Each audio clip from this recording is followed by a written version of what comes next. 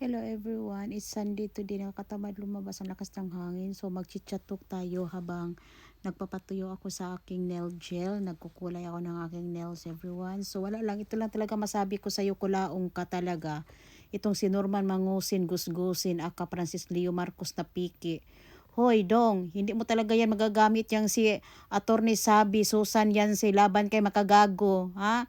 Kahit anong sabihin mo pa dong, talagang likas na talaga, nanuon ka talaga na manluloko, scammer. Talaga, kalat na kalat dyan sa social media. Pariho kayo ni Susan Yancy. Ha? Si makagago, hindi pa yan kumakalat na nanluloko sa kapwa niya or ng scam. Kumakalat lang yan, putoy-toy ni, dati, skandal lang yan. At mayroon mang ipakita, ikaw, ano ipakita mo? Ha? Yung mga libag mo dyan? Ha? Yung pakita mo dyan yung kahambugan mo na wala namang wala namang katotohanan. Tsaka tigil-tigilan mo nga yung gamit-gamit kay Attorney Sabi. Magsama kayong dalawa, pareho kayo. Yun ang sabi ko na wag talagang magtiwala sa mga manluloko dahil manluloko is manluloko, lalo na pag ang tao ay nanluloko ng pera sa ibang tao.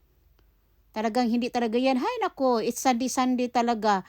Kahapon pa talaga ako nagtimpi nag-relax lang talaga ako dahil si daddy walang trabaho. Inasikaso ko si daddy, busy ako kay daddy pag walang trabaho ang asawa ko, talaga inasikaso ko yan. Kaya ngayon, mag-relax muna ako. Ito lang talaga sabihin ko, tumigil-tigil ka dyan, kagamit-gamit dyan kay Sabi laban kay makagago. Gago ka talaga kulaong ka.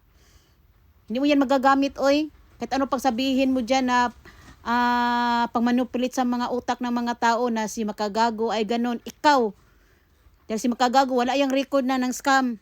Isa lang din yan na biktima siguro dyan kay Susan Yancy na yan. Talaga ka. Your bad karma is you know what? Last year is the year of the snake. Umpisa na yung mga taong mga masasama ay nabubuking. At talagang itutuloy yan this year kasi this year is fire horse. So ikaw kulaong, kabayo ka, talagang mapafire ka talaga. Talagang hot na hot ka talaga ngayon. Kaya wala na. Yang kahambugan mo ay wala na, finish na yan. Sunog na sunog ka na ngayong taon.